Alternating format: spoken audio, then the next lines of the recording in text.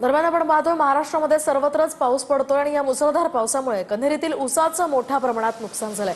आपण पाहू शकतोय पूर्णतः शेतात पाणी साचलेलं आहे आणि या पाण्यामध्ये हे पीक पूर्णतः खराब झालंय। ऊसाला सर्वाधिक उत्पन्न देणारं शेतकऱ्यांचं नगदी पीक म्हणून ओळखलं जातं। ऊसाची शेती सुखाची मानली जाते, मात्र पडणाऱ्या अवकाळी पावसामुळे शेतीचं जर नुकसान झालं तर ऊस जो आहे तो सुद्धा शेतकऱ्यांना रडवू शकतो। कांद्याप्रमाणे सुद्धा ऊसाची अवस्था होऊ शकते। आपण पाहतोय की 265 जो शेतकऱ्यांच्या शेतामधला ऊस होता तो काल पावसामुळे पूर्णतः तुटून गेलेला आपल्याला पाहायला मिळतोय। पाण्याचा प्रवाह इतका होता, आपण पाहतोय की शेतामध्ये जर आपण या ठिकाणी पाऊल टाकलं तर गुडघे इतकं पाणी जे आहे ते आपल्याला या सरींमध्ये साचलेलं पाहायला मिळतंय।